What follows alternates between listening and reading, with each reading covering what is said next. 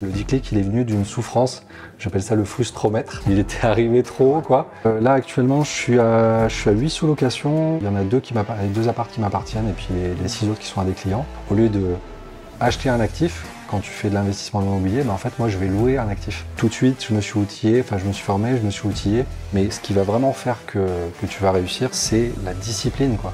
La discipline et la constance. Salut, c'est Mathieu de Super Auto, on se retrouve dans un nouvel épisode et je me retrouve avec Mehdi. Mehdi qui est un investisseur sur Toulouse, il a plein de business en location courte durée, on va voir tout ça. On se retrouve dans son appartement, c'est parti.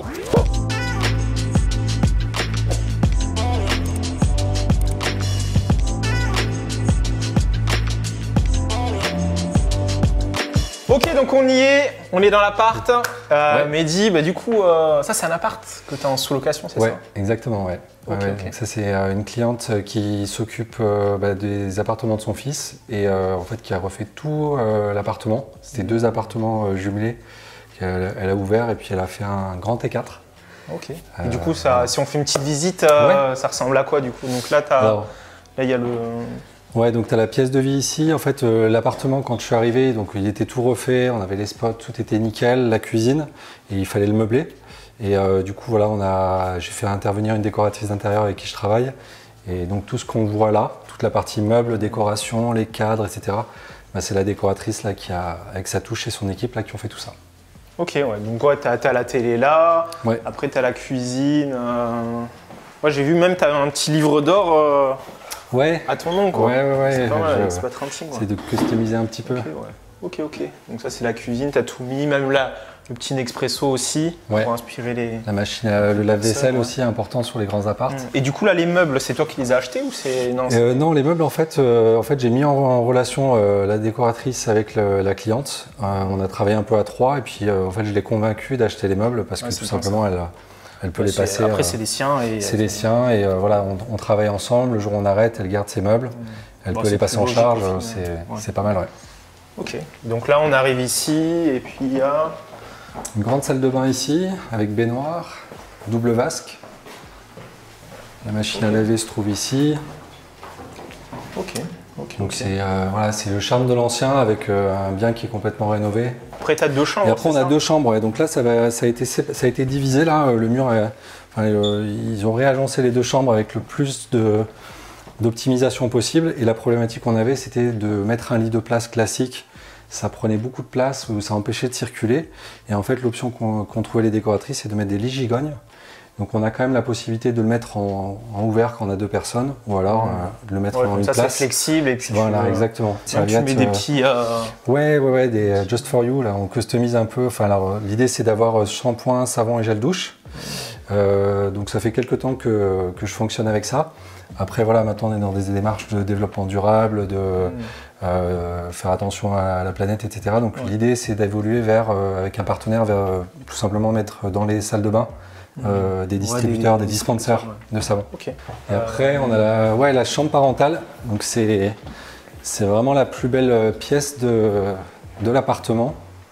Parce que, et du coup, là, juste avant, là, justement, parce que là, on est rentré, oui. on l'a pas vu, mais tu as mis aussi en place un check-in automatique où tu as une serrure comme ça. Ouais, c'est ça. Et on peut filmer Ouais, bien sûr, vas-y. Et du coup, là, pour rentrer, en fait, il y avait un petit. En gros, tu fais ton code, quoi. Ouais. Et tu rentres et ça ouvre la porte. La porte et c'est connecté. C'est connecté à la serrure. Moi, je peux l'ouvrir à distance. Je peux paramétrer les codes. Et je peux aussi automatiser ce paramétrage-là. Et là, tu as mis. Du coup, alors en fait, ça, c'est le système qui te permet d'ouvrir la porte de l'immeuble. Quand les clients sonnent à l'interphone, en fait, ça permet d'ouvrir la porte de l'immeuble. Et puis, c'est connecté avec ce module-là. Toi, tu as un contrôle dessus. Et Ouais, voilà. Ouais, et je vois, en fait, j'ai un rapport de qui rentre, qui sort. Ok. Donc là, c'est chauffé au gaz. On a une chaudière individuelle qui est neuve. Ouais. L'idée, c'est de garder le contrôle sur l'énergie. Donc, je vais installer un module qui va me permettre de piloter à distance le chauffage et de mettre des plages de température acceptables pour les voyageurs, mais aussi pour la note d'électricité de facture. Okay. Donc là, c'est la chambre parentale avec la douche. C'est ça. Alors là, ici, en fait, on a effectivement La chambre parentale qui a été complètement pensée. Donc là, en fait, on avait la porte. Tu te souviens tout à l'heure, on était à l'extérieur, il y avait deux portes d'entrée. Ouais. Donc là, ça a été muré. On a un placard ici qui n'est pas accessible pour les voyageurs et qui me permet de ranger le linge, le réassort, etc. Et après, on a donc dans cette chambre-là une douche parentale. Enfin, une douche avec voilà, un meuble vasque, lumière. On a le sèche-serviette et puis on a une douche qui est assez grande. Donc voilà, ça permet d'avoir vraiment, c'est typiquement la chambre qui, tu vois, on a un lit en 160, il y a de la place, on peut circuler. Ok. Donc idéal pour des familles. Bon, mais c'est top ça, c'est top, c'est top. Bah du coup, après je sais qu'il y avait des trucs que tu voulais optimiser dans tes locations. Ce qu'on va faire, c'est qu'on va aller sur le canapé, on va voir ça, c'est parti.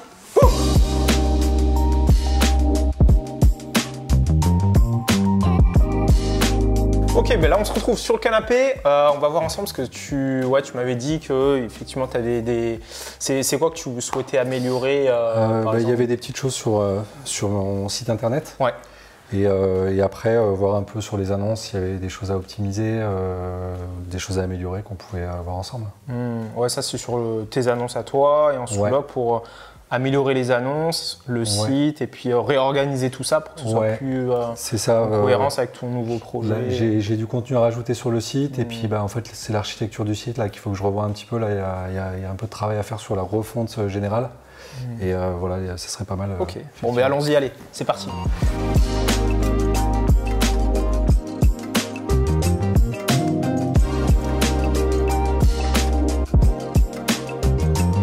On a fini de bosser, donc on a mis en place toutes les optimisations. Ouais, merci beaucoup. Donc ça c'est top. Ce qu'on va faire maintenant, c'est parce que les gens vont me dire comment est-ce que tu as mis en place tout ça. Donc on va passer à l'interview. C'est parti. Ok, donc on se retrouve sur le canapé avec Mehdi. Du coup, raconte-nous un peu tout ça sur comment est-ce que tu as mis en place tous ces business de location courte durée. Mais avant ça, est-ce que tu peux nous en dire un peu plus sur toi? Comment tu t'es lancé dans la location courte durée? T'as quel âge? Tu viens d'où? Est-ce que tu peux nous en dire un peu plus? Ouais, écoute, je vais me présenter. Donc déjà, je suis ravi d'être avec toi aujourd'hui. C'est un grand plaisir et puis un honneur aussi parce que tu m'as beaucoup inspiré sur les dernières années. Donc moi en fait, je m'appelle Mehdi, je suis ingénieur de formation dans l'aéronautique. J'ai 45 ans, j'ai deux petites filles. Et puis j'étais pas vraiment destiné à ce genre de business. En fait, moi j'ai toujours été salarié. En fait, j'ai commencé comme ingénieur de maintenance, à la fin de mes études. Et puis après, j'ai fait du conseil pendant plusieurs années. J'ai dû faire au total 20 ans entre de la maintenance pour une station, pour une compagnie aérienne, jusqu'à ensuite du conseil avec Airbus en ligne de fond. Et du coup, j'avais pas vraiment. J'ai eu l'occasion d'acheter un appartement, une première résidence principale. J'aimais bien déjà un peu tout ce qui était projection dans l'espace. Dessiner les plans, gérer un peu les travaux, même si je suis pas bricoleur, j'aimais bien me projeter. Et puis voilà, un jour j'ai découvert l'immobilier et puis sa diversité et j'ai tout de suite accroché et donc au bout d'un moment voilà, j'ai complètement basculé vers ça et je suis passé des airs à la pierre quoi. À la pierre. Et cette bascule, comment ça a eu lieu Est-ce qu'il y a eu un déclic ou c'est arrivé comme ça ou comment ça s'est passé? Ouais, cette bascule en fait elle est née d'une grande frustration que j'ai accumulée dans mon job après plusieurs années de service où je suivais un petit peu, je me laissais un peu porter par les choses. J'ai eu des phases où je me retrouvais pas vraiment, j'ai trouvé mon job des fois peu intéressant, ou des fois il y a eu des périodes où justement j'étais un peu plus à rentrer dedans, à me dire tiens maintenant je veux ça, je vais y aller, je vais aller le chercher.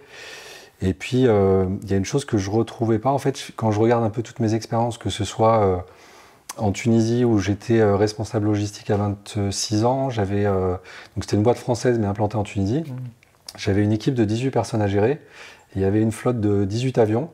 Et moi, je devais faire en sorte que les pièces avions soient disponibles pour toutes les réparations, qu'elles soient régulières ou inattendues. Il fallait qu'il y ait toujours du stock pour tout. Donc c'était une mission assez intéressante, gros challenge. C'est le genre de challenge qu'on ne donne pas en France à cet âge-là. C'était une boîte de 130 personnes. Et donc voilà, il fallait mettre en place des process, des tableaux de bord. Il y avait beaucoup d'humains aussi, parce que dans mes équipes, il y avait des gens qui n'avaient pas le bac et il y a des gens qui avaient bac plus 5. Et il a fallu trouver les leviers, s'adapter à chaque personne et puis créer, construire quelque chose. Et donc cette expérience-là, en fait, c'est un exemple de... En fait, là, je prends cet exemple pour parler d'intrapreneuriat, en fait. C'est-à-dire que j'ai toujours eu un peu ce côté... en fait, même en étant salarié, si j'ai ma petite bulle où je peux m'épanouir, enfin m'exprimer là-dedans, ça va le faire. Dans mes études, en fait, moi, j'ai pas fait maths sup, maths spé classique. J'avais un cursus où j'étais pas trop mauvais à l'école, mais on va dire qu'au lycée, je pensais à d'autres choses que bosser. Donc, j'ai eu un bac au rattrapage. Et puis, ça m'a un peu piqué au vif et j'avais l'envie d'être pilote de ligne.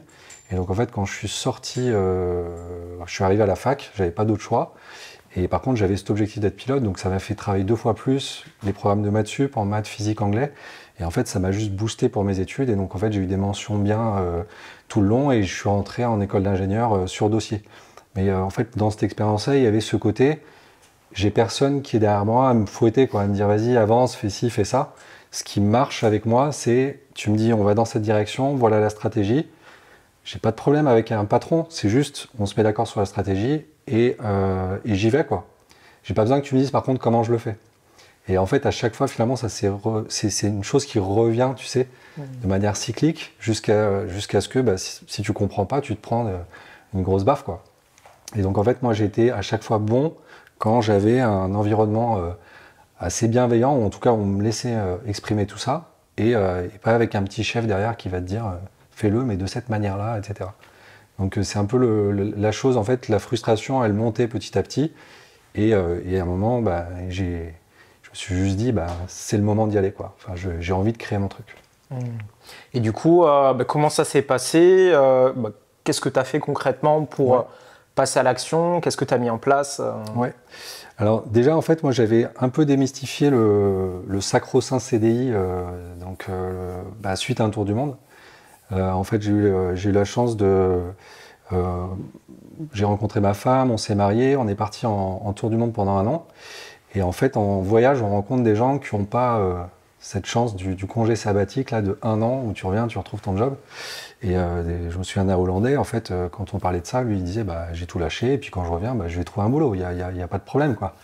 Et donc, en fait, je me souviens d'être revenu de ce voyage un peu transformé en me disant ok, je veux rester encore salarié, il y a des choses à faire, il y a des choses qui me plaisent, je vais juste apprendre à y aller, à dire non quand il faut et foncer vers ça. Mais par contre, si un jour ça marche pas, je lâche tout et je crée ma boîte. Et donc, tu vois, il y avait déjà un peu ce terreau qui commençait à grandir.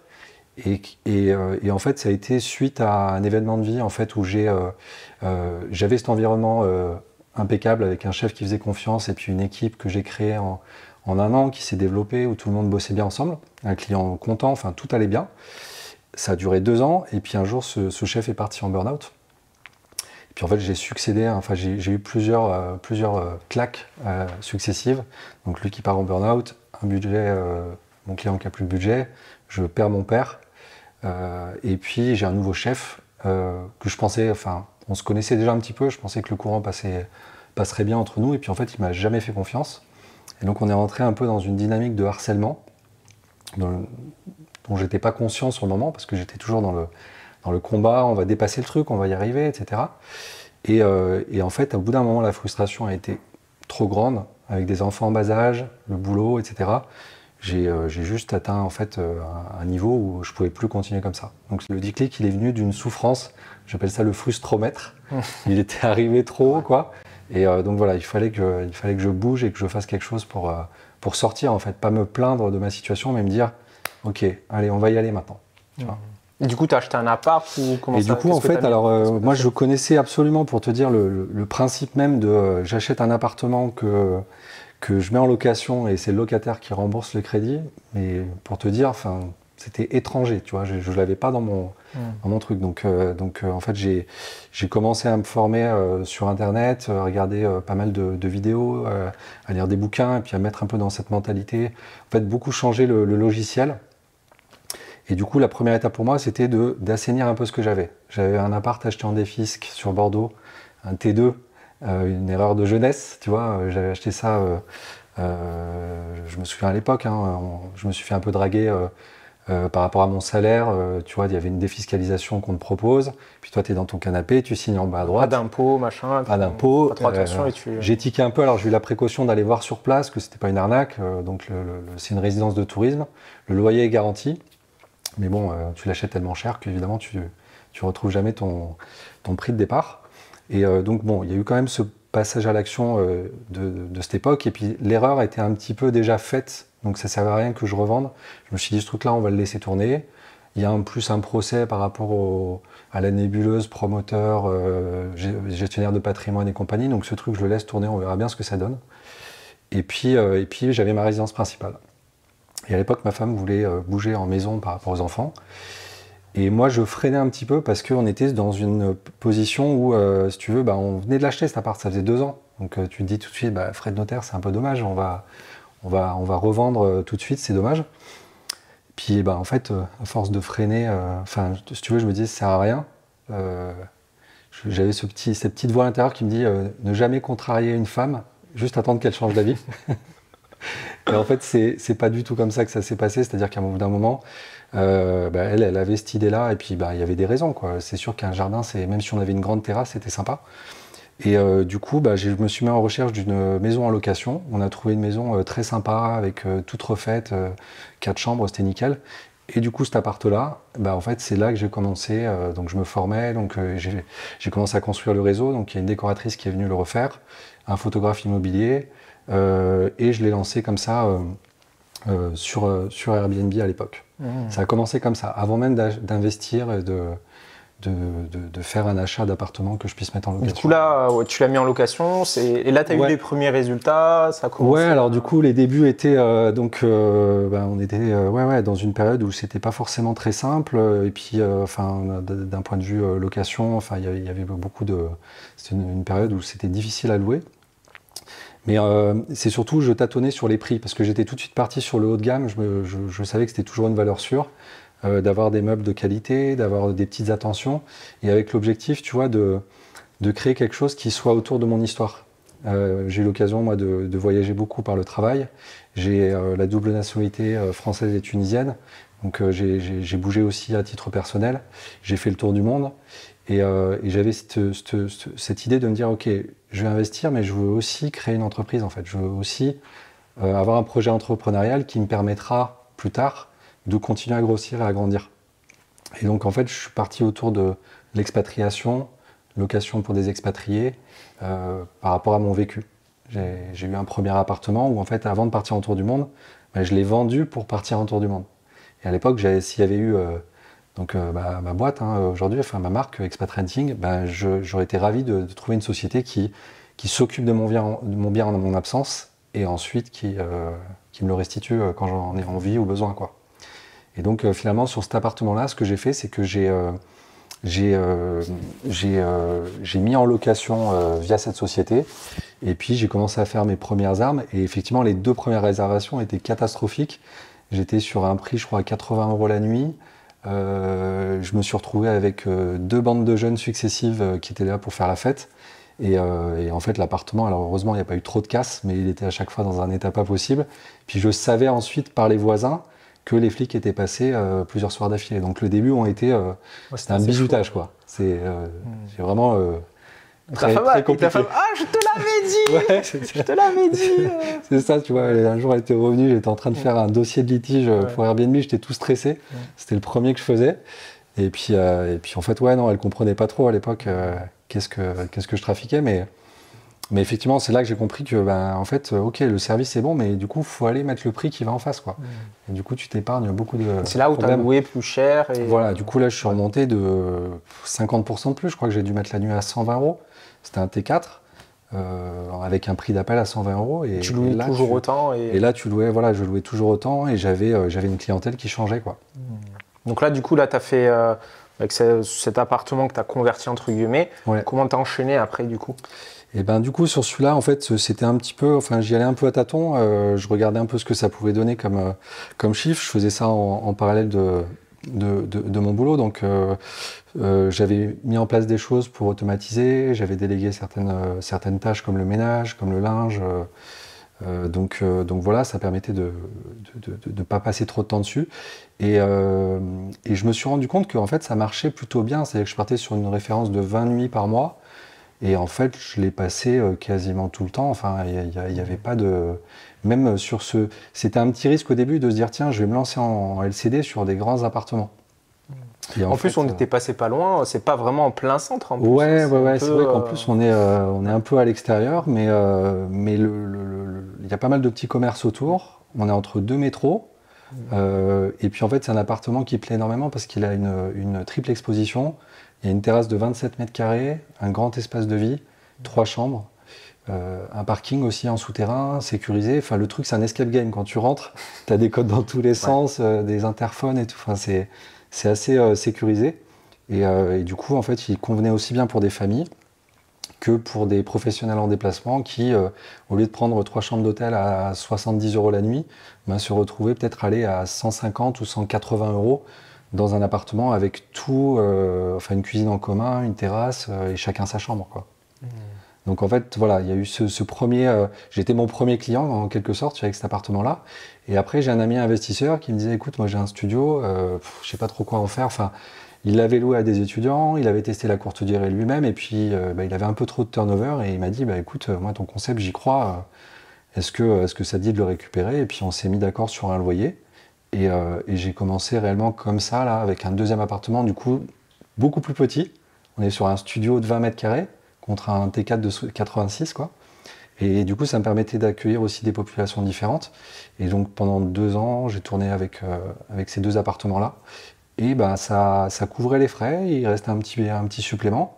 Et du coup, là, j'ai pris confiance dans le modèle et je me suis dit, ok, là, on va pouvoir aller plus loin, quoi. Et qu'est-ce qui s'est passé du coup quand tu dis aller plus loin? Tu as enchaîné avec combien? Comment ça s'est passé? En fait, après, ce qui s'est passé, c'est que donc du coup, j'ai fait mon premier investissement, je dirais intelligent, tu vois, après m'être formé, savoir un peu comment trouver le secteur, quel type d'exploitation on veut faire, au niveau des travaux, toute la décoration, etc. Et à ce moment-là, en fait, moi, j'avais vraiment cette optique de me dire, en fait, j'avais ce projet de me dire, tiens, je veux faire de la colocation. Ça me parle aussi parce que j'ai eu l'occasion aussi dans mon histoire d'en faire. Et donc, j'étais parti sur cette optique de, dans ma ville, faire de la colocation. Je suis à Toulouse, ça me rassure d'être proche de mon logement.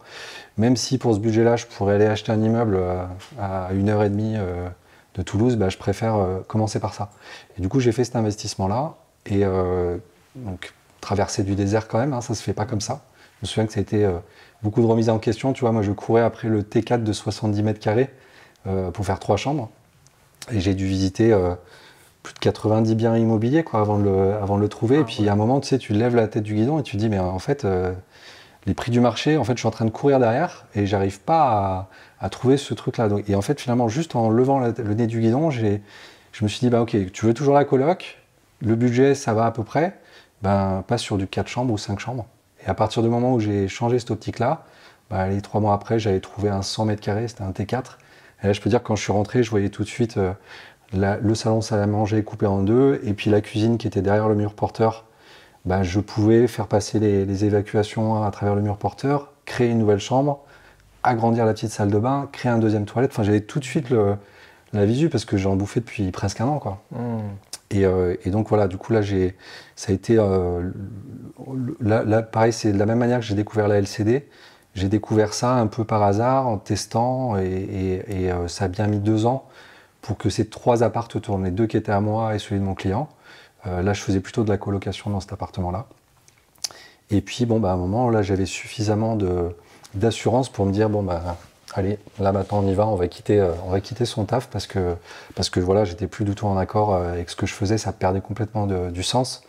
Et là, je découvrais quelque chose, en fait, dans ce chemin-là, en fait, je me suis découvert, en fait. C'est-à-dire dans quoi j'étais bon, dans quoi même ça faisait écho à mon taf de consultant, où il y avait des choses où j'étais bon, fédérer des équipes, donner une direction, faire travailler les gens ensemble plus que faire certaines choses, tu vois.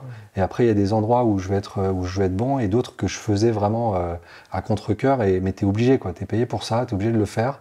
On te vend comme ayant la capacité d'adapter à toute situation, tu vois, un peu comme un consultant tout-terrain, quoi, un couteau suisse, tu vois. On te place chez un client, boum, tu ingurgites la data et puis tu synthétises tout ça, tu fais un plan. Et là, moi, j'aimais ce côté, j'ai réutilisé un peu ce côté-là, mais en enlevant tout ce qui me déplaisait. Et puis voilà, de le faire pour soi, c'est juste hyper valorisant, quoi. Tu te sens accompli. Ouais, du coup, tu avais acquis ces expériences et après, tu as quand même. Est-ce que tu as eu des appréhensions avant de quitter ton taf ou tu en avais tellement marre que là, c'est bon? Comment ça s'est passé? Bah écoute, j'ai eu le temps de mûrir le projet. Ça faisait vraiment un moment là que j'en avais marre. Et comme je te disais par rapport au Tour du Monde, je m'étais décomplexé par rapport à ça. Tu vois, pour moi, j'ai vraiment grandi dans le classique de les études, le boulot, et puis derrière, ça va rouler, quoi. Et quand j'ai commencé à me dire qu'on pouvait faire ça autrement, j'ai un père aussi qui est entrepreneur. Il y a ça aussi, c'est que lui, en fait, il est arrivé en France vice-consul de Tunisie, donc à Nice. Et donc il était dans la fonction publique, il a fait ça pendant 5 ans, puis à un moment ça l'a gonflé parce qu'il voulait pas être toujours ballotté de pays en pays tous les 2 ans, il voulait de la stabilité pour sa famille. On s'est installé à Lyon et là il s'est reformé en fait, il a retourné à l'école, il a fait 2 DESS en commerce international et il a monté sa boîte. Et en fait, bon, il y a eu des hauts et des bas pendant toutes ces années, mais on a manqué de rien, mais il y avait déjà un peu ce truc. Je me souviens qu'ado, tu vois, il me faisait faire des fiches pour comparer dans son marché toutes les boîtes qui font de la plasturgie dans un rayon de machin avec le chiffre d'affaires, le nombre d'employés. Et donc, tu vois, j'avais déjà un peu ce câblage-là, mais sans vraiment passer moi à l'action, quoi. Et je pense que, tu vois, c'est un peu lié. Il y a eu son décès, il y a eu la frustration au boulot, il y a eu le fait de vouloir faire les choses par soi-même. Et en fait, à un moment, c'est arrivé juste à converger à ce moment-là, quoi, à me dire, bah, allez, on y va, et puis, tout va bien se passer. Tu vois, ce truc de, c'est bon, on y va, ça va bien se passer, quoi. Et du coup, alors après, est-ce qu'il y a eu d'autres investissements, d'autres apparts parce que là, j'étais à 3, et puis bah, après, du coup, j'ai été voir mon banquier, donc ça faisait déjà un peu un an quasiment que l'appartement tournait. Et puis on discute un peu investissement, et puis je lui dis niveau immobilier, j'aimerais bien refaire un investissement.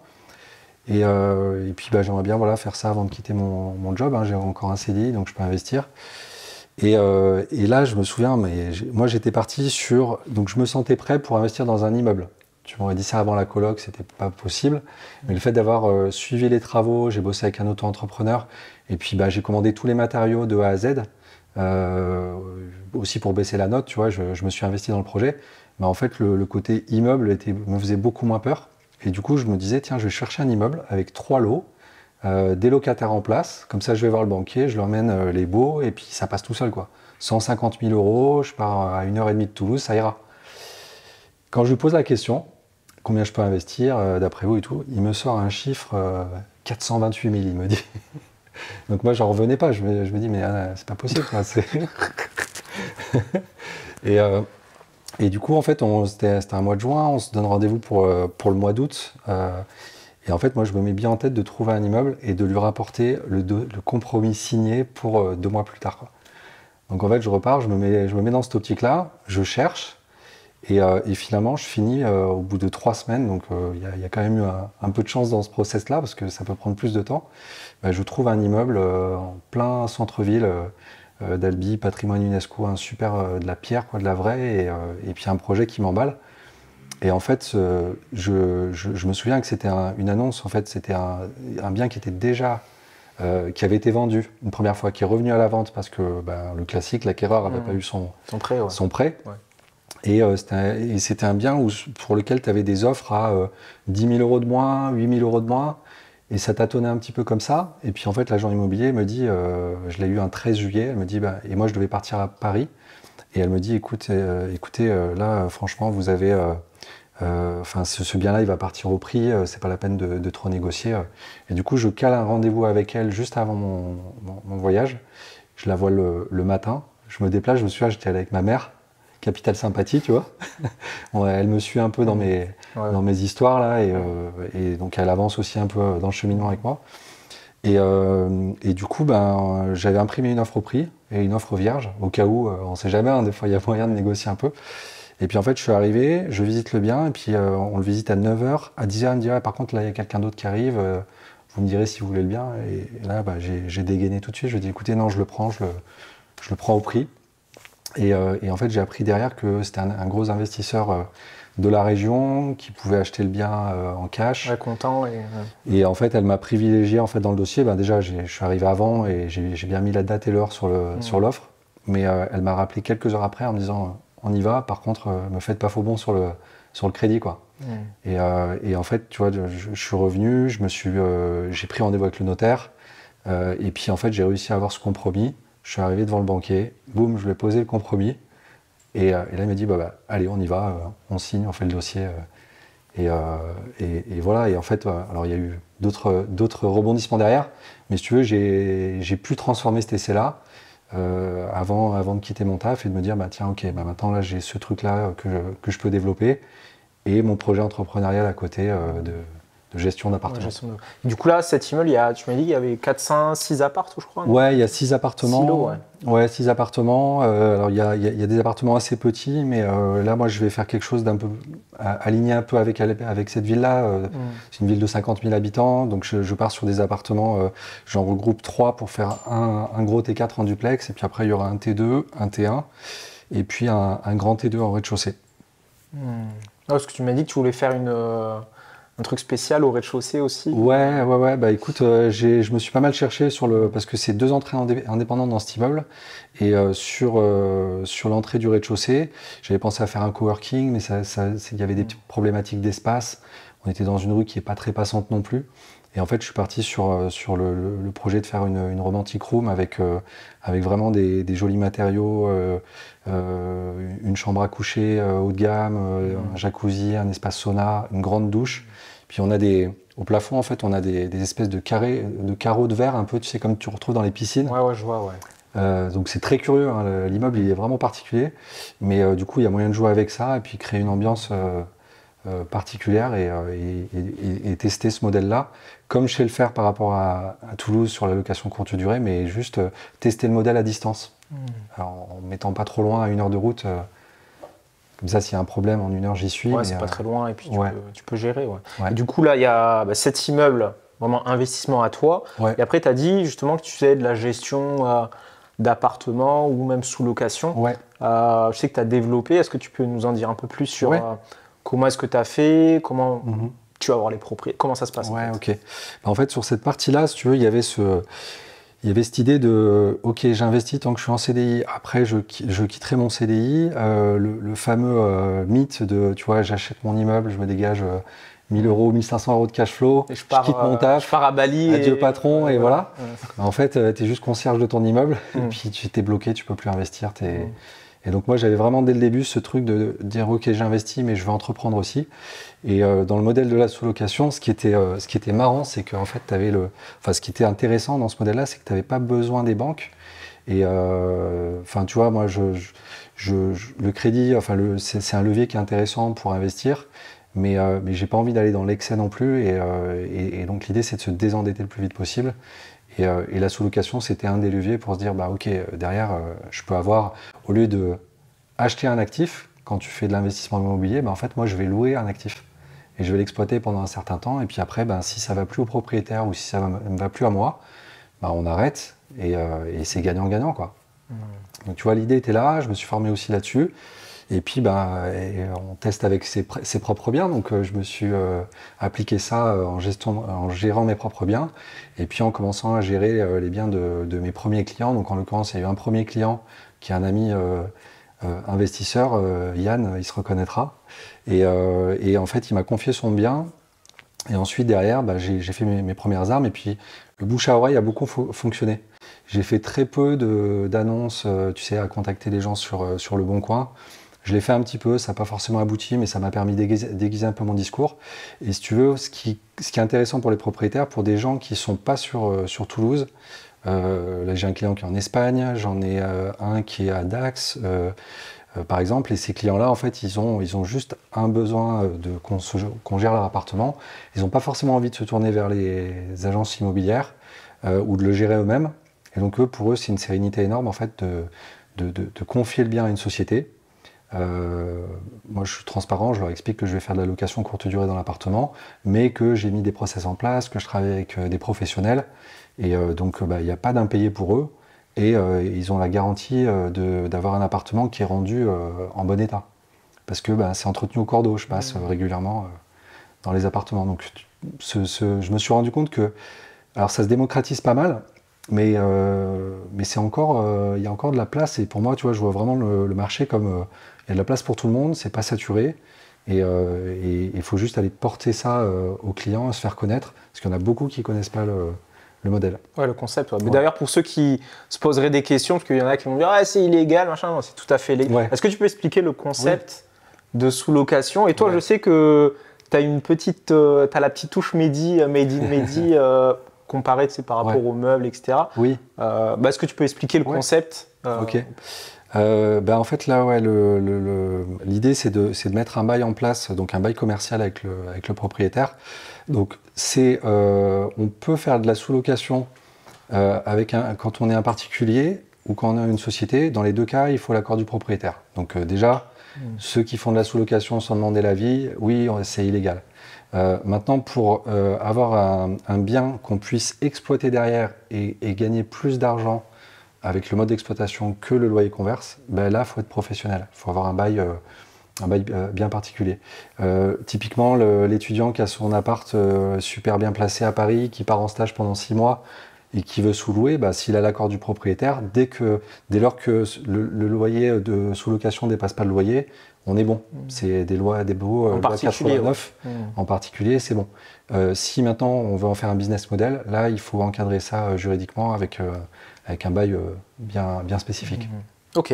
Et donc là, tu t'es lancé. Du coup, tu as combien de sous-locations là aujourd'hui? Là, actuellement, je suis à 8 sous-locations. Il y en a deux apparts qui m'appartiennent et puis les 6 autres qui sont à des clients. Et j'en ai 2 autres à venir. Donc encore le bouche à oreille. Donc le fameux premier client, là, Yann, dont je parlais, m'a amené 2 autres clients, des amis à lui qui sont devenus des amis aussi. Et puis voilà, et après j'ai des perspectives aussi de... Ça, sans parler du bien Albi, etc. Ouais, c'est ça, sans parler du... Et comment tu gères ça au quotidien alors Parce qu'il y en a qui veulent peut-être se lancer dans la courte durée, le ménage, le linge, voilà. Comment est-ce que tu gères ça? Écoute, moi j'ai été à bonne école, c'est-à-dire que je me suis formé donc, avec toi, avec Superhot, et dès le début alors juste pour faire un petit flashback, je suis tombé dans la location courte durée vraiment par hasard, parce que autant j'avais clair dans ma tête que la sous-location était un modèle qui pouvait m'apporter sur le long terme, autant j'avais pas compris que en fait, le mode d'exploitation privilégié c'était la LCD, et qu'en fait j'allais apprendre un métier en fait. C'est vraiment, en fait, finalement, c'est une reconversion complète que j'ai faite, parce que du coup, il y a le volet sous-location, comment je mets en place le truc, mais après, il y a toute la partie location courte durée, avec, comme tu préconises, l'automatisation, la délégation, s'entourer, le réseau, etc. Et les outils qui vont bien.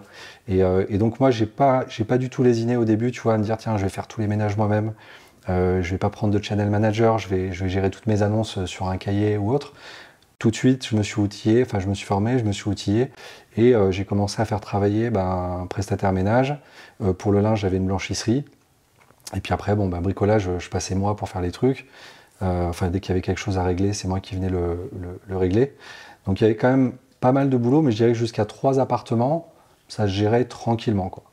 Et puis en fait, en l'espace d'1 an, je suis passé de 3 à 8. Au moment où j'ai quitté mon CDI, je suis passé de 3 appartes à 8 appartements. Et là j'ai pris une claque. En fait, finalement, le passage de 3 à 6, ça s'est fait très vite. Et à 6 appartements, j'étais là, je me souviens, j'étais en vacances.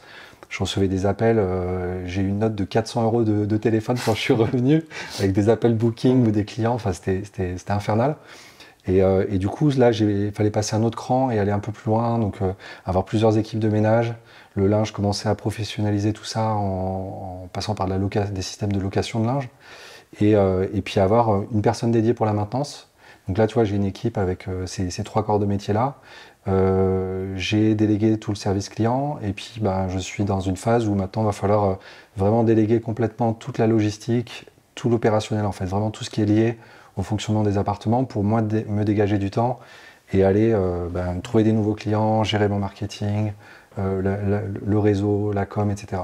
Et le linge, du coup, je sais pas si tu passes par une laverie ou tu te fais livrer ou comment ça se passe? Alors il y a eu plusieurs étapes. J'ai jamais fait l'option je lave à la maison ou alors si j'ai fait ça cet hiver, mais c'était juste 2 semaines. Enfin pendant les vacances de Noël, il y avait une semaine où ma blanchisserie était fermée et comme j'étais dans une optique de passer en location de linge, je voulais pas racheter de linge et donc je me suis farci les lessives à la maison et j'ai vu ce que c'était et franchement c'est juste l'enfer en fait. Pour s'en dégoûter, il n'y a pas mieux quoi. Donc en fait dès le début il y avait une blanchisserie locale qui bossait bien et qui mettait le linge à disposition et du coup dans la rotation en fait mes prestataires ménage passaient récupérer le linge propre avant d'aller à l'appart et revenaient poser le linge sale au retour. Après j'ai basculé sur une solution avec quelqu'un à l'extérieur un peu plus industriel, à l'extérieur de Toulouse, à une 30aine de minutes, qui lui passait tous les lundis matins dans un garage pour récupérer tout ça. Et depuis quelques mois, depuis 3-4 mois, je suis passé sur une solution de box. Donc là je loue un box qui est ouvert 24/24 avec j'ai 10 mètres carrés que j'ai organisé pour le linge, tout le réassort, de quoi bricoler, un peu de vaisselle, tu vois, où ça commence vraiment à ressembler à quelque chose d'organisé. Et là, du coup, avec la location de linge, en fait, on est en train de gérer le nouveau process où en fait, ils vont venir déposer le linge propre, prendre le linge sale et aller peut-être à 2 rotations par semaine. Donc, il va falloir orchestrer tout ça pour que tout ça se soit fluide, en fait, que ce soit comme un balai, quoi. Et donc ça, c'est le prochain challenge. Ok. Et justement, par rapport à tout ça, là, tu as investi, développé la sous-location. Après, je sais que du coup, tu as poussé encore l'entrepreneuriat encore plus loin. Parce que tu m'avais dit qu'il y a expat renting réservation pour les appartes. Après, il y a gestion pour la sous-location. Ouais. Tu m'as dit que tu as créé une conciergerie et il y avait aussi conseil aussi. Est-ce que tu peux nous en dire un peu plus justement sur déjà le cheminement, comment tu en es arrivé là et comment... Alors en fait, le premier logo que j'ai fait, je l'ai fait sur, je crois que c'était 5euros.com. J'ai dû payer une 30aine d'euros pour un logo qui au début me convenait. Bon, avec le recul, on se rend compte un peu du décalage quand on a le nouveau logo. Et en fait, ce logo-là, moi j'étais persuadé que ça servait à rien de passer des mois sur une carte de visite, des mois sur un logo et de brasser. Il fallait juste jeter dans le bain. Et donc j'ai fait ce truc en très peu de temps. Et pour te dire, sur les premiers euros avec lesquels j'ai monté ma boîte, j'avais pas les moyens d'aller prendre la propriété intellectuelle. Tiens, on parle d'une 60aine d'euros, mais à l'époque, je faisais gaffe à tout. Et du coup, j'ai pas pris la propriété intellectuelle. Et 2 ans après, je me suis dit, mais là, si je veux garder le truc, si je veux le développer, ça va être compliqué. Et puis si le gars, je lui réécris en disant, ok, maintenant, je veux bien te l'acheter la propriété. Est-ce qu'il va pas augmenter la facture, tu vois? Et en fait, je suis parti avec un ami designer.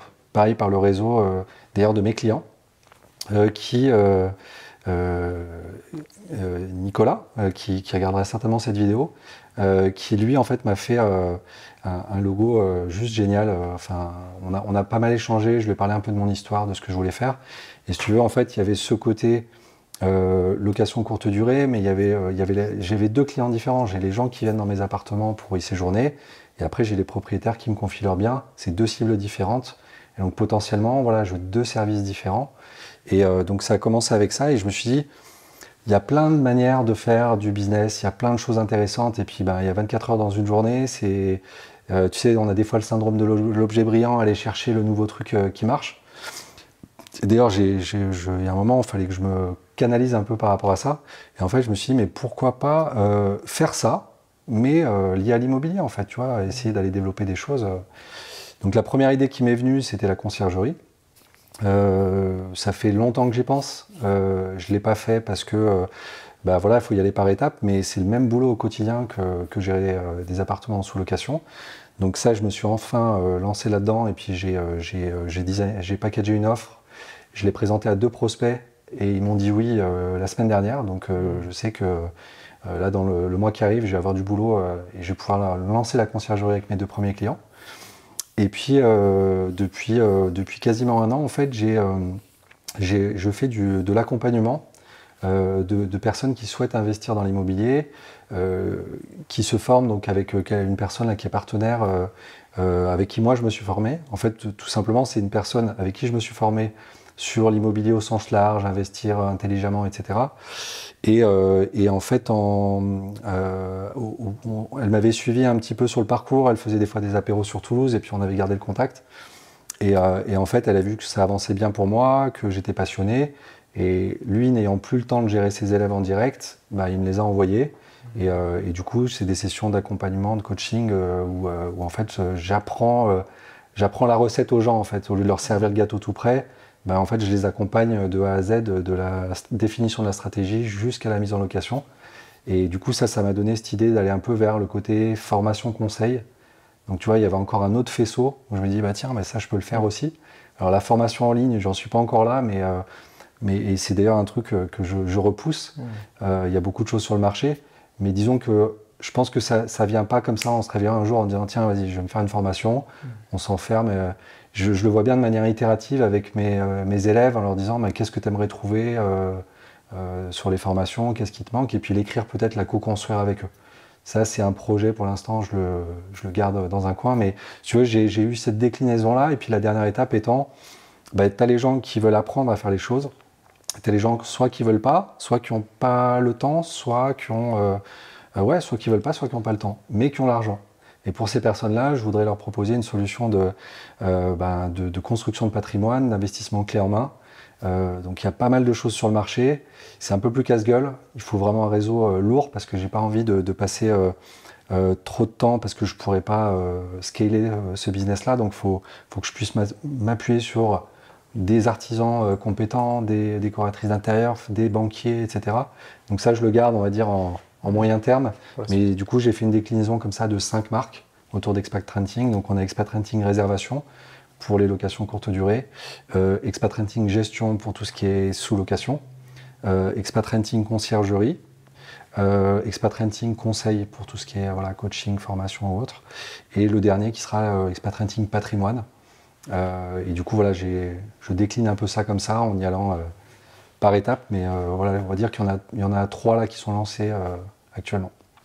Bon, en tout cas, bravo, hein, franchement félicitations, et surtout quand on sait tout ça, ça part de vouloir changer de maison pour avoir un jardin, etc. Et tout s'est enchaîné, quoi. Ouais. C'est assez impressionnant. En tout cas, félicitations à toi.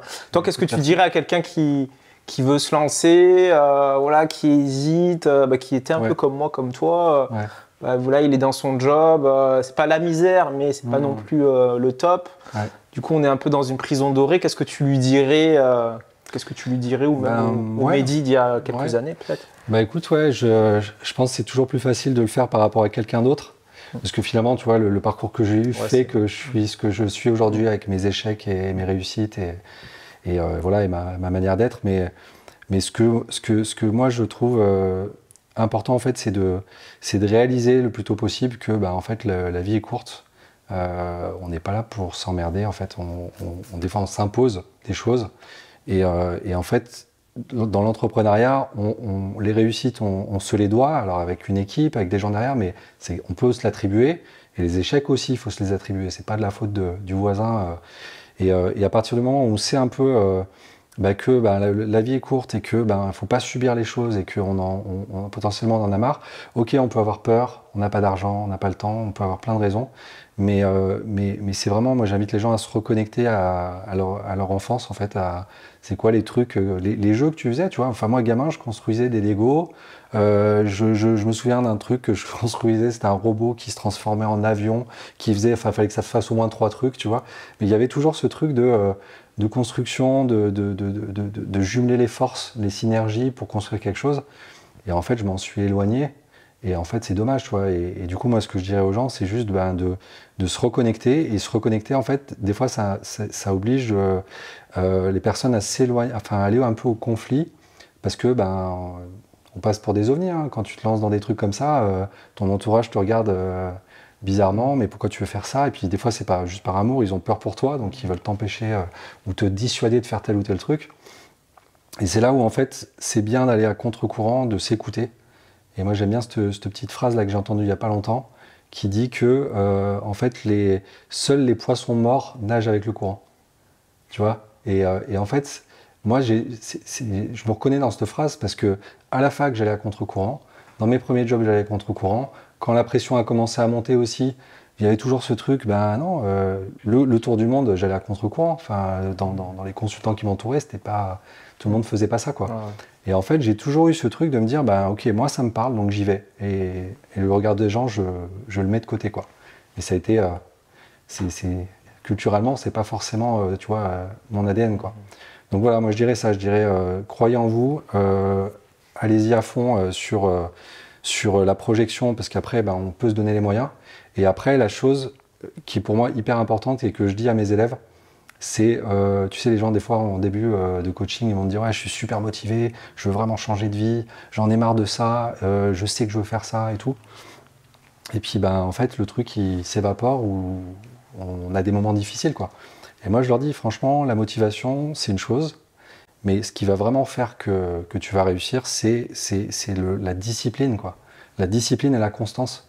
Et en fait, quand tu regardes, je pense que tu as dû voir ça plein de fois, tu vois, tous les gens qui ont du succès, peu importe le domaine, quoi, que ce soit artistique, sportif, entrepreneurial, politique, ce que tu veux, c'est des gens qui, tous les jours, font 2-3 actions, mais qui lâchent rien, qui y vont tous les jours. Et qui vont à la salle de sport même s'ils n'ont pas envie. Ils vont aller soulever de la fonte, ils se disent, bah ok. Et du coup, la motivation, en fait, ça devient un bonus, quoi. Quand tu l'as, c'est cool. Mais quand tu l'as pas, bah, tu poses le cerveau et t'y vas, quoi. Tu vois? Et moi, c'est vraiment ce truc-là que je leur dis, mais la motivation, c'est cool. Mais quand tu l'auras pas, bah, la discipline, elle va faire que ça va finir par marcher. C'est juste une question de temps, en fait, pour que ça marche. Bah super, bah sur ces bonnes paroles, en tout cas bravo encore à toi, hein, Mehdi. Ce que je ferai, c'est qu'on mettra les liens dans la description si vous voulez contacter Mehdi. Et si vous voulez qu'on vienne, si tu veux que je vienne chez toi, parce qu'on part à la rencontre des clients chez Superhôte, il y aura un lien aussi dans la description pour que voilà, tu puisses m'indiquer voilà, ton projet, etc., où est-ce que tu es, et que je vienne chez toi avec l'équipe pour qu'on puisse faire comme on a fait avec Mehdi. Et puis, j'en dis pas plus, et puis on se retrouve dans un prochain épisode.